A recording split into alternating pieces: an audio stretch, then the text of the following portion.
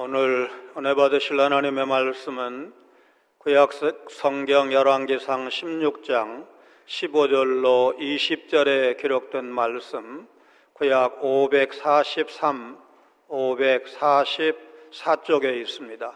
열왕기상 16장 15절로 20절 한 목소리로 봉독하시겠습니다. 유다의 아사왕 제27년에 시므리가 디르사에서 7일 동안 왕이 되니라. 그때에 백성들이 블레셋 사람에게 속한 깃부돈을 향하여 진을 치고 있더니 진중 백성들이 시므리가 모반하여 왕을 죽였다는 말을 들은지라. 그날에 이스라엘의 무리가 진에서 군대 지휘관 오므리를 이스라엘의 왕으로 삼음에 오므리가 이에 이스라엘의 무리를 거느리고 깃부돈에서부터 올라와서 디르사를 에워쌌더라.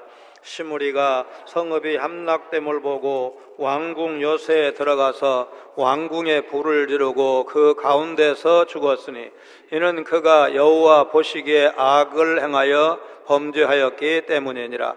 그가 여로보암의 길로 행하며 그가 이스라엘에게 죄를 범하게 한 그 죄 중에 행하였더라. 시므리의 남은 행위와 그가 반역한 일은 이스라엘 왕 역대 지략에 기록되지 아니하였느냐. 아멘. 초등학교 운동회 때 김하전 장면을 보고 계시는데 얼마나 열심히 응원을 하고 이기지 않으면 큰일이라도 날 것처럼 열심히 했는지 모릅니다. 말수로 더 많이 남았어도 대장말이 잡히면 선생님의 휘슬이 울리게 되고 그걸로 끝이 납니다.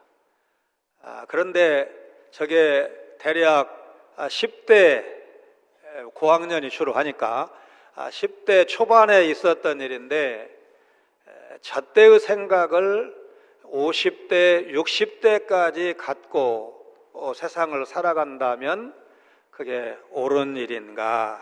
이런 질문을 던집니다.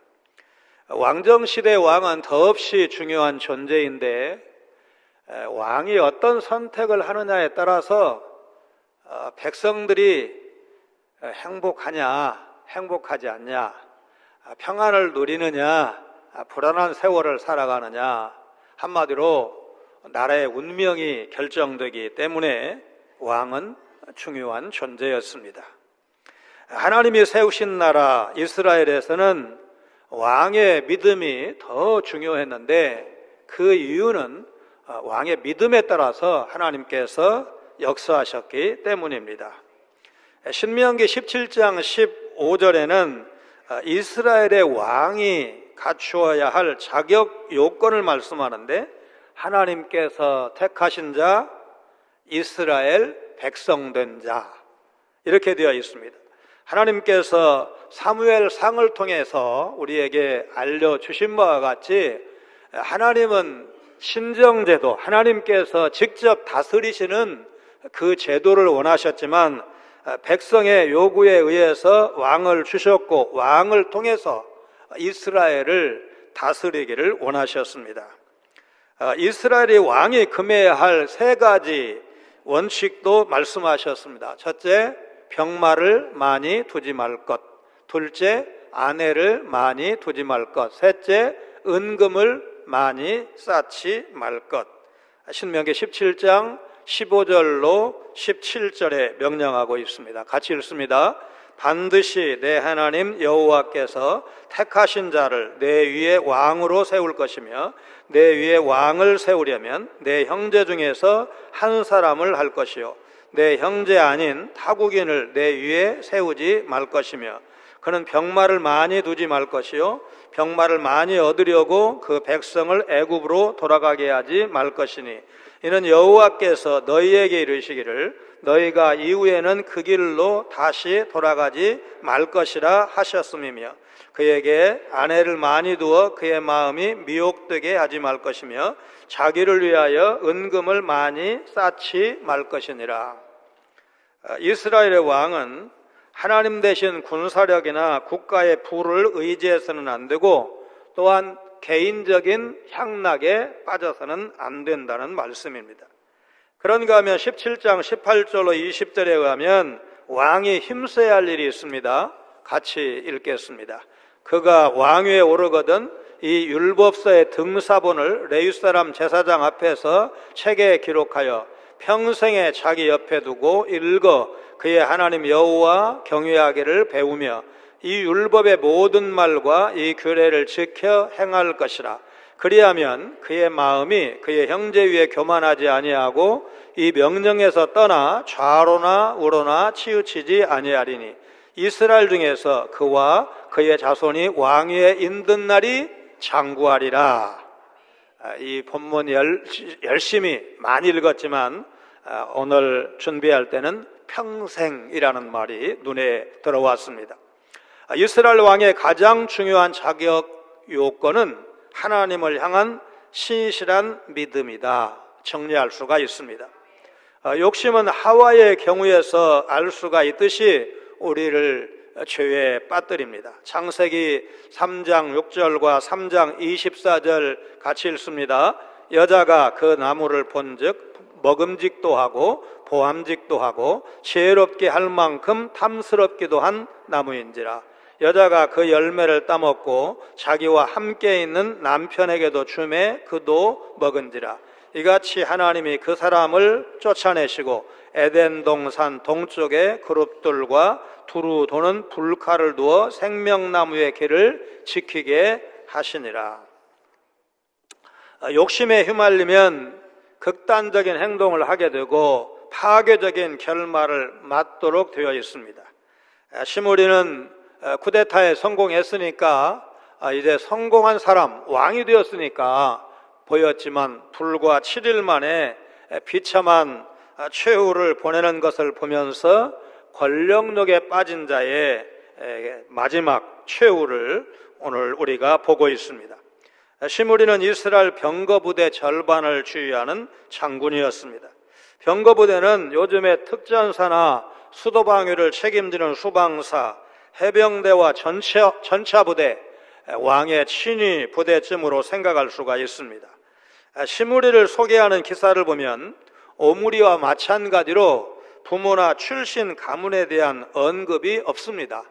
따라서 성경학자들은 이 시므리는 이스라엘 민족이 아니고 외국에서 온 직업군인, 용병일 것이라고 봅니다.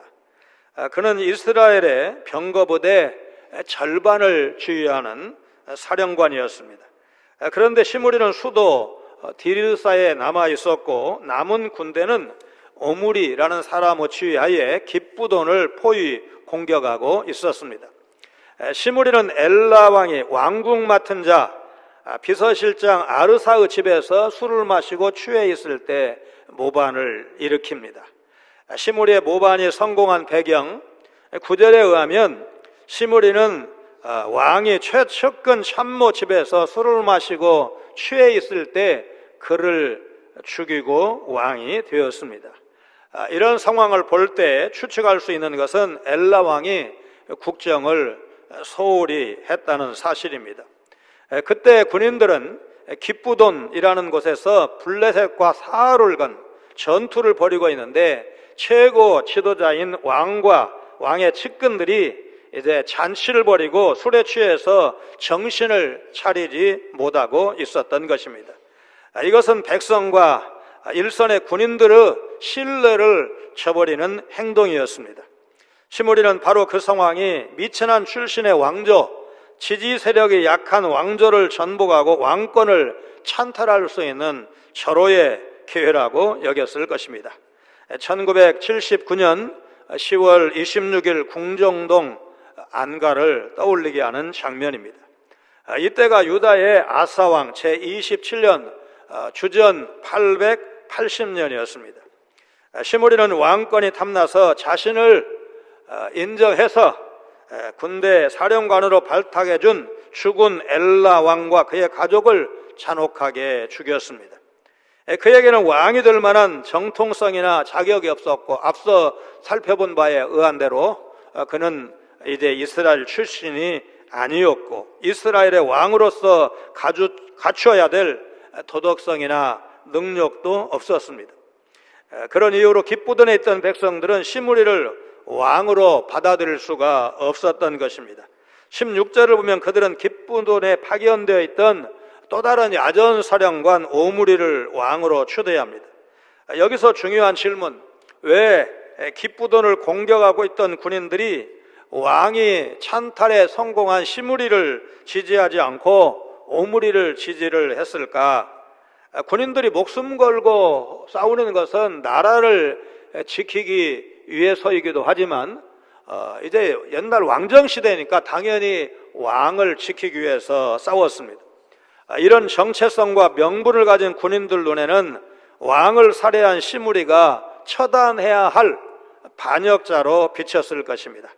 그리고 시므리가 제거된 상황에서 그들은 자신들을 지휘하고 있는 총사령관 오므리를 새로운 왕으로 추대하는 것이 자연스러운 일이 되었을 것입니다. 그렇게 보면 오므리는 참으로 절묘한 상황에서 왕으로 추대가 된 것입니다.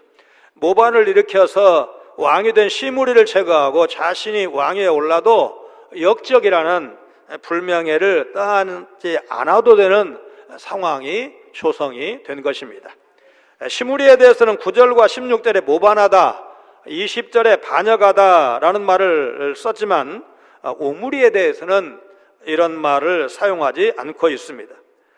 우리가 자격도 되지 않는데 인간적인 욕심을 이루기 위해서 비성경적이고 반인륜적인 행동을 할 때 하나님은 진노하십니다.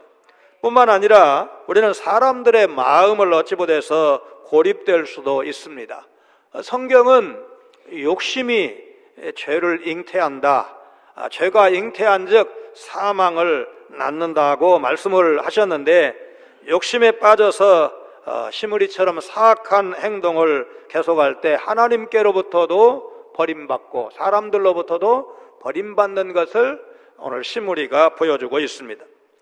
이스라엘군에 의해서 왕으로 추대된 오므리는 시므리의 반역을 제압하기 위해서 왕궁이 있는 디르사를 포위했습니다.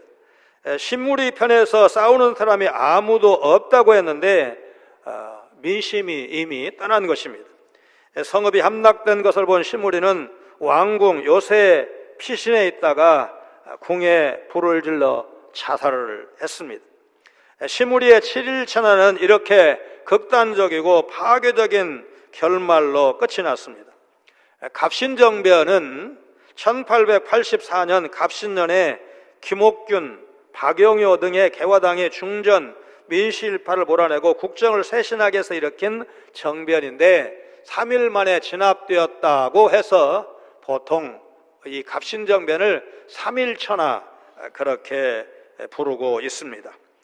북이스라엘 왕국 208년의 역사를 통해서 무엇을 얻게 되었는지 살펴볼 필요가 있습니다. 북이스라엘의 왕과 백성들은 하나로 똘똘 뭉쳐서, 표현이 좀 그렇지만 결과적으로 하나님을 떠나는 방향으로만 매진을 했습니다.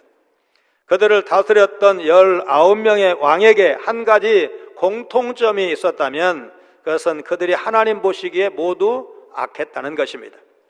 부자간의 왕위 계승은 9차례나 깨졌고 왕위가 공석으로 있었던 것도 2차례에 걸쳐서 20년이나 됩니다. 그러니 얼마나 혼란스러웠겠습니까? 19명의 왕 가운데 7명만 자연사했고 1명은 하나님께서 쳐서 죽고 2명은 전투에서 전사하고, 오늘 살펴보는 시므리는 자살했고 1명은 2층에서 떨어져 죽었고 6명은 살해되고 1명은 포로로 잡혀가서 죽었습니다. 19명의 왕 가운데 12명만이 12년가량 다스렸고 1명은 6개월, 1명은 한 달, 오늘 살펴보고 있는 시므리는 단 일주일을 이스라엘의 왕으로 통치했습니다. 하나님을 배신한 북이스라엘은 아수르 제국의 침공으로 결국 패망하고 맙니다. 아수르는 잔인하기로 소문이 났는데 포로들의 손과 발과 코를 잘라냈고 해골을 쌓아서 큰 둔덕을 만들기도 할 정도로 잔인했습니다. 욕심에 빠져 있으면 자신의 상황을 바르게 판단하지 못합니다. 7일간의 왕위를 얻기 위해서 사람으로서 해서는 안 될 극악 무도한 죄를 범한 시므리처럼 사람들은 잠시의 쾌락과 세상의 부귀영화를 위해서 서슴지 않고 죄를 범합니다. 지금 우리의 현실을 돌아보지 않을 수가 없습니다. 무모한 욕심과 무자비한 행동으로 이제 하나님의 심판을 받는지는 조금 더 지켜봐야 하겠지만, 적어도 국가적 위기를 초래한 것이 맞다면 너무 늦기 전에 국정을 위기에 몰아넣은 잘못을 인정하고 회개해야 할 것입니다. 이제 가능성이 크지 않지만 무속에 빠져서 국정을 잘못 결정하고 술독에 빠진 것 용서를 빌어야 할 것입니다. 한순간의 잘못된 판단으로 돈으로 환산할 수 없는, 목요일인가 국회에서 경제부총리가 대답을 하는데 주식시장 주식가치 하락, 환율 상승, 여러 가지로 해가지고 130조 이상 빠졌다, 이런 표현을 하는 것을 들었는데, 가시적으로는 이 혼란한 전국 수습하면 어느 정도 만회할 수도 있겠지만, 그야말로 국격 추락은 내년이면 광복 80년이잖아요. 80년 동안 쌓아왔던 높은 탑을 한순간에 추락시킨 것이 아닌가, 그런 생각을 지울 수가 없고, 그야말로 종합국력은 5번째, 6번째, 군사적 그 위상도 한 5위, 6위, 수출은 금년에 일본을 넘어설 것 같다고 했고, 문화 강국이라는 말은 이제 그냥 자연스럽게 우리가 쓰고 들었던 말인데, 이번 파동으로 5,200만 명이 할부로 대가를 앞으로 치르게 될 것이라고 하는 외국 유력 신문의 보도가 가슴이 아픕니다. 하나님을 섬기는 신자도 정작 사람 간의 인륜과 신의를 너무 쉽게 저버리는 것을 종종 보게 됩니다. 하나님은 인륜과 신의를 저버린 채 자기 주군을 살해하고 그의 가족을 몰살한 시므리를 19절에 여로보암의 길을 간 악한 자로 보시고 벌하셨습니다. 여로보암의 길은 이 역대기나 또 열왕기에 많이 등장하는 표현인데, 한마디로 우상 숭배를 말합니다. 왕국 분열 이후에 북왕국을 세운 여로보암은 자기 백성들이 남왕국의 예루살렘 성전으로 예배드리러 가는 순례를 차단하기 위해서 애굽에서 섬겼던 가증한 금송아지 우상을 만들어서 그것으로 하나님을 대신하여 섬기게 했습니다. 구약에서 악한 왕의 대표는 아합입니다. 북이스라엘의 7번째 왕으로, 그의 아버지는 오늘 본문에서 다루고 있는 시므리 정권을 전복시키고 왕위에 오른 오므리였고, 아합왕의 아들은 아시아와 여호람, 딸은 아달랴였습니다. 아합은 북이스라엘 왕 중에서 우상 숭배와 탐욕스러운 모습을 가장 많이 보여준 악한 왕이었는데, 바알 종교를 숭배하는 시돈 왕의 딸 이세벨과 결혼함으로써 그 영향을 받아서 이스라엘의 바알 숭배를 퍼지게 했습니다. 또 그는 이세벨의 계략으로 나봇을 죽이고 그의 포도원을 빼앗는 악을 범하기도 했습니다. 그는 2차례나 아람 왕과 전쟁을 했는데, 열왕기상 20장을 보면 하나님의 도우심으로 승리했습니다. 열왕기상 22장을 보면 길르앗 라못이라는 곳을 빼앗기 위해서 유다 왕 여호사밧과 동맹을 맺었고, 딸 아달랴를 유다 왕국의 여호람과 결혼시켰습니다. 마가와 엘리야 선지자의 예언대로 그 피를 개들이 핥는 비참한 종말을 맞이했습니다. 신약에서 나쁜 왕, 악한 왕의 대명사는 헤롯 대왕입니다. 위대한 업적을 남겨서 대왕이 아니고 그 아들이나 손자가 다 헤롯이라고 되어 있어서 아들이나 손자와 구별하기 위해서 헤롯 대왕이라고 부른다고 했습니다. 에돔 출신으로 선조가 개종을 해서 반쪽 유대인입니다. 하스몬 왕가의 딸 마리암네, 이제 히브리식이냐 헬라식이냐에 따라서 미리암이라고도 할 수 있고 마리암네라고도 부르는데, 어쨌든 하스몬 왕가의 공주와 결혼해서 유대인의 환심을 사려고 했습니다. 정통성에 자신이 없어서 불안했던 왕권을 지키기 위해서 얼마나 잔혹했는지 처단의 대상에는 가족도 예외가 없었습니다. 처남인 아리스토플로스를 시작으로 할아버지, 어머니, 왕비 미리암을 죽였고 미리암이 자신에게 낳아준 두 아들, 그러니까 왕자를 차례로 죽였습니다. 아기 예수 탄생 소식을 듣고 자기 왕위를 지키기 위해서 베들레헴 지역의 2살 아래의 남자아이들을 다 죽이도록 명령을 내리는 잔인함도 보였습니다. 마태복음 2장 8절 16절 같이 읽습니다. 베들레헴으로 보내며 이르되 가서 아기에 대하여 자세히 알아보고 찾거든 내게 고하여 나도 가서 그에게 경배하게 하라. 이에 헤롯이 박사들에게 속은 줄 알고 심히 노하여 사람을 보내어 베들레헴과 그 모든 지경 안에 있는 산의 아이를 박사들에게 자세히 알아본 그때를 기준하여 2살부터 그 아래로 다 죽이니. 악한 왕비의 대표는 구약에서 아방의 아내인 이세벨입니다. 바알과 함께한 자라는 뜻을 갖고 있는 시돈 왕 엣발의 딸입니다. 원래 바알의 제사장이었던 엣발은 시돈 왕 펠레스를 죽인 후에 자신이 직접 왕위에 올랐습니다. 이세벨은 남편 아방을 바알 숭배자로 만들어서 바알 종교를 이스라엘의 국교로 삼게 했습니다. 딸 아달랴를 유다 왕가와 결혼시켜서 바알 종교의 영향력을 이스라엘에 뿐만 아니라 이웃나라인 유다에까지 미치게 했습니다. 이 아달랴가 유다 왕실의 피를 불러오는 원흉이 됩니다. 역대하 22장 10절로 12절 말씀 같이 읽습니다. 아시아의 어머니 아달랴가 자기의 아들이 죽은 것을 보고 일어나 유다 집의 왕국의 씨를 모두 진멸하였으나 왕의 딸 여호사부앗이 아시아의 아들 요아스를 왕자들이 죽임을 당하는 중에서 몰래 빼내어 그와 그의 유모를 침실에 숨겨 아달랴를 피하게 하였으므로 아달랴가 그를 죽이지 못하였더라. 여호사부앗은 여호람 왕의 딸이요 아시아의 누이요 제사장 여호야다의 아내이더라. 요아스가 그들과 함께 하나님의 전에 6년을 숨어있는 동안에 아달랴가 나라를 다스렸더라. 아달랴 또 신약성경에 나온 헤롯 모두가 유다집의 왕국 씨를 말리려고 했다는 사실, 사탄의 하수인이 아니면 도저히 할 수 없는 악한 일을 한 것입니다. 여인천하, 6년 천하입니다. 여러분, 아달랴와 요아스의 관계 촌수 아시죠?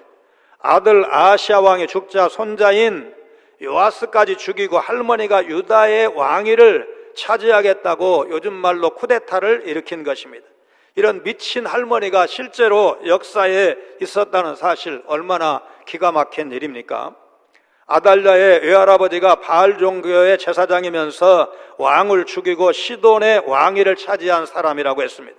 그 딸이 아달랴의 어머니인 이세벨입니다. 아달랴는 이제 성장할 때 그 어머니 이세벨로부터 어떤 교육을 받았을까요? 왕비인 어머니가 아버지 아방을 쥐락펴락하면서 악을 행하는 모습을 보면서 자랐을 것입니다. 그런데 그것도 부족해서 나는 우리 엄마도 해보지 못한 직접 일국의 왕이 되어서 국정을 한번 좌지우지 해볼 거야, 그런 욕심으로 왕실을 멸절시키는, 이게 시댁 식구일 수도 있지만 자기 자녀를 죽이겠다는 패륜을 저지르는 것입니다. 이 희대의 악녀 이세벨과 아달랴 모녀 어떻게 됩니까? 이세벨은 엘리야 선지자의 경고대로 수종들 든 내시에 의해서 산채로 성 밖으로 던져졌고 시체가 혁명 지도자 예후에 의해서 밟히고 개들이 찢어먹는 치욕스러운 최후를 당합니다. 열왕기하 9장 33절로 35절 같이 읽습니다. 이르되 그를 내려 던지라 하니 내려 던짐에 그의 피가 담과 말에게 튀더라. 예후가 그의 시체를 밟으니라. 예후가 들어가서 먹고 마시고 이르되 가서 이 저주받은 여자를 찾아 장사하라. 그는 왕의 딸이니라 하매 가서 장사하려 한즉 그 두골과 발과 그의 손 외에는 찾지 못한지라. 최고의 권력자, 권력 실세였던 왕비의 시신이 훼손된 것입니다. 아달랴의 최후도 비참하긴 마찬가지입니다. 아합과 이세벨의 딸로 태어나서 열왕기하 8장에 의하면 바알을 열심히 숭배했습니다. 유다왕 여호람과 결혼해서 아하시아를 낳았고 왕이었던 아들이 일찍 죽자 피신한 손자 요아스를 제외한 왕실 가족 모두 죽인 후 자신이 직접 왕위에 올라 6년을 다스렸습니다. 아달랴는 유다 왕국의 유일한 여왕이었고 즉위 7년째 되던 해 제사장 여호야다에 의해서 살해되었습니다. 제사장 여호야다는 단순한 살인자가 아닙니다. 열왕기하 11장을 보면 여호야다 제사장 위주의 혁명 과정이 자세히 기록되어 있는데 열왕기하 11장 12절만 우리 같이 읽습니다.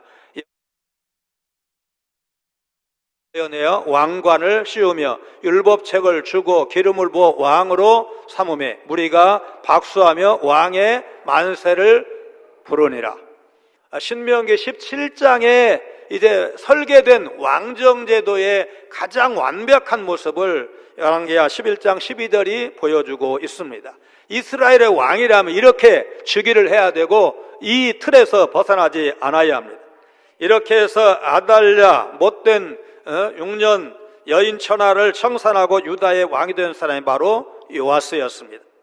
요아스가 그 못된 할머니 아달랴의 눈을 피해서 6년이나 성전에 숨어 있는 것이 정말 가능할까?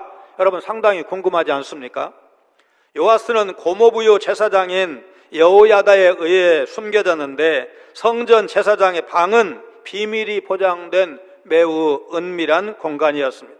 더군다나 바알 열성 숭배자인 아달랴와 그 측근들은 여호와를 섬기기 위해서 성전에 올라오는 일이 없어서 안전하게 숨을 수가 있었을 것입니다.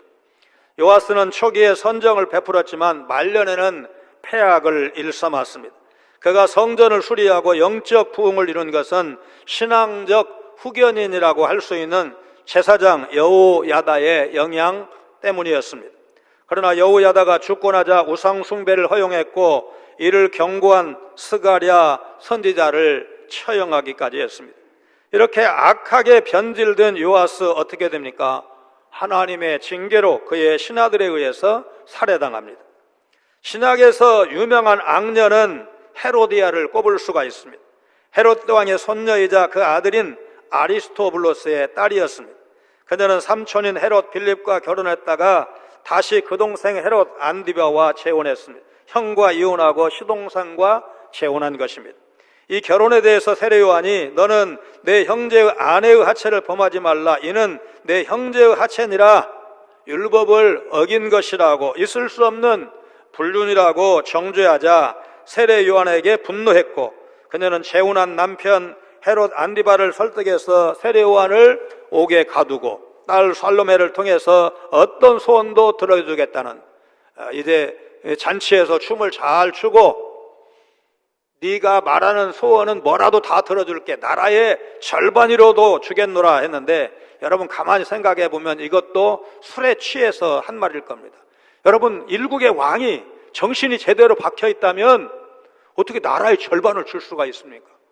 나라의 절반을 주는 것은 뭡니까? 나라의 분열이고 전쟁을 의미할 수도 있는 건데 맑은 정신에 그런 말을 했을 수는 없을 것입니다.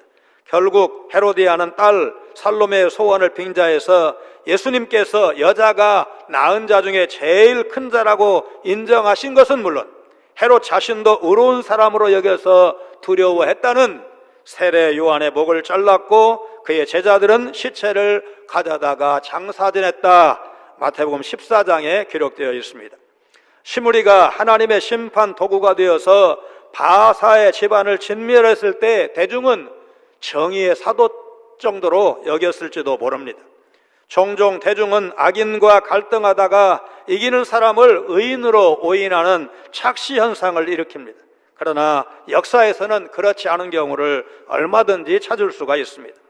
바사 집안을 심판하는 일에 쓰임 받았을지라도 시므리 또한 악인이었던 것을 부인할 수가 없습니다. 그는 자신을 더군다나 용병 출신의 자신에도 불구하고 신임하고 사령관까지 시켜준 그 주군을 배신하고 스스로 왕이 된 지 7일 만에 자신이 거하던 왕궁에 불을 질러 비참하게 최후를 맞이했습니다. 지금 우리 시대에도 마찬가지 아닙니까? 사람들은 단지 누군가가 싫다는 이유로 그를 물리친 사람을 반사적인 본능으로 선택을 하는데, 그렇게 선택된 사람이 더 무능하거나 야비한 사람일 수도 있다는 사실을 우리가 현대사회에서만도 몇 번은 목도하고 있습니다. 따지고 보면 허물도 아닌데 어쨌든 남의 허물은 처단하겠다고 거창한 포고령까지 발령을 하면서 전 국민이 알고 있는 본인과 자기의 아내의 허물은 아무 일도 없었다는 듯한 이해할 수 없는 태도를 연속 보이고 있습니다. 죄의 종은 죽음이라는 싹스를 받도록 되어 있는 것, 성경의 말씀입니다. 마귀의 종로로 다루는 사람은 결국 마귀에게 고통을 당합니다. 20절에 열왕기서 저자는 시므리를 이스라엘 역사에서 반역자라고 증언하고 있습니다. 시므리의 죽음은 억울한 죽음이 아니라 그의 악행에 대한 공의로운 판결이었음을 선언한 것입니다. 현대인들은 얼마나 장수하고 어느 관직까지 올라갔는지에 대한 관심이 높습니다. 그러나 그보다 더 중요한 것이 있는데 어떻게 살았느냐가 중요한 것입니다. 하나님을 전심으로 사랑하고 섬기며 인륜과 신의를 지킬 때 하나님께 선하다는 평가를 받게 될 것입니다. 우리 주 예수 그리스도를 변함없이 사랑하는 모든 자에게 은혜가 있을지어다. 에베소 6장 24절 말씀처럼 끝까지 주 앞에 설 때까지 흔들림 없이 신앙을 지킬 뿐만 아니라 인륜과 신의를 지킬 줄 아는 성숙한 신앙인으로 살아갈 것을 여러분 결심하시기를 바랍니다. 오늘 본문 상황에서의 이스라엘의 영적인 상태는 어둠의 시대, 최악이었습니다. 다윗의 길로 행하려는 선왕은 앞서 말씀드린 것처럼 208년 북왕국 역사에 단 한 사람도 찾을 수가 없고 그저 일신의 안위를 위해서 왕의 자리, 권력을 탐내는 자들로 가득한 것을 봤습니다. 시므리를 죽이고 출범한 오므리 왕조는 얼마나 좋은 왕조가 되느냐. 이때 오므리의 아들이 압이라고 안 했습니까? 최고의 악한 왕이 나왔다고 안 했습니까? 세속사적인 의미에서는 강성한 왕국이었다고 평가받을지 모르지만 하나님은 그가 다윗의 길이 아닌 이전의 모든 왕보다 훨씬 더 악한 여로보암의 길을 갔다고 평가하십니다. 이같이 너희 빛이 사람 앞에 비치게 하여 그들로 너희 착한 행실을 보고 하늘에 계신 너희 아버지께 영광을 돌리게 하라. 산상보은 마태복음 5장 16절 말씀을 통해서 알고 있듯이 우리 성도가 세상에서 좋은 평가를 받는 것 중요하지만 하나님 앞에 섰을 때 잘했다고 칭찬받는 선한 청지기로 사는 것 우리가 힘써야 할 일인 줄로 믿습니다. 마태복음 25장 23절에 그 주인이 이르되 잘하였도다. 착하고 충성된 종아, 네가 적은 일에 충성하였음에 내가 많은 것을 내게 맡기리니 내 주인의 즐거움에 참여할지어다. 여러분, 이 말씀을 마음에 담고 살아가시기를 바랍니다. 우리 성도는 물질이나 명예나 권력 같은 세속적인 욕심이 우리가 가야 할 길이 아니라 너희도 가려느냐? 예수님의 부르심에 베드로가 대답한 것처럼 거룩한 말씀의 인도하심을 받아야 할 것입니다. 요한복음 6장 67절로 69절 같이 읽습니다. 예수께서 12 제자에게 이르시되 너희도 가려느냐? 시몬 베드로가 대답하되 주여 영생의 말씀이 주께 있사오니 우리가 누구에게로 가오리이까? 우리가 주는 하나님의 거룩하신 자이신 줄 믿고 알았사옵나이다. 히브리서 4장 12절과 시편 1편 6절 말씀입니다. 하나님의 말씀은 살아있고 활력이 있어 좌우의 날선 어떤 검보다도 예리하여 혼과 영과 및 관절과 골수를 찔러 쪼개기까지 하며 또 마음의 생각과 뜻을 판단하나니 무릇 의인들의 길은 여호와께서 인정하시나 악인들의 길은 망하리로다. 걷잡을 수 없는 욕심에 끌려 어리석게 살아가는 사람의 모습, 악인의 길, 망하는 길을 가는 사람을 지켜보면서 예수 믿는 우리 말씀대로 살아서 말씀이 인도하는 대로 의인의 길, 의의 길 걸어서 하나님께서 상 주시고 잘했다고 칭찬하시고 주 앞에 인정받는 삶이 여러분과 제가 가야 할 길이다 믿으시기를 주님의 이름으로 축원합니다. 거룩하신 하나님, 시므리의 7일 천하를 통해 악한 욕심을 부리면 하나님께도 사람들에게도 버림받는 것을 봤사오니 이 시대를 살아가는 우리 모두에게 경각심을 갖는 기회가 되게 하여 주옵소서. 욕심에 빠져 무리한 일을 했을 때 시므리처럼 극단적이고 파괴적인 행동으로 비참하게 망하는 것을 보면서 우리 공동체 회복과 안정을 위해 기도하게 하시고 다시 한번 이 나라 이민족에게 은혜를 내려 주옵소서. 하나님은 오늘을 살아가는 우리 성도들이 인륜과 신의를 지키는 성숙한 신앙인으로 살아가기를 원하고 계시는 것 잊지 않고 하나님의 사람답게 덕을 세우며 살아가도록 인도하여 주옵소서. 예수님 거룩하신 이름으로 간절히 기도하옵나이다. 아멘.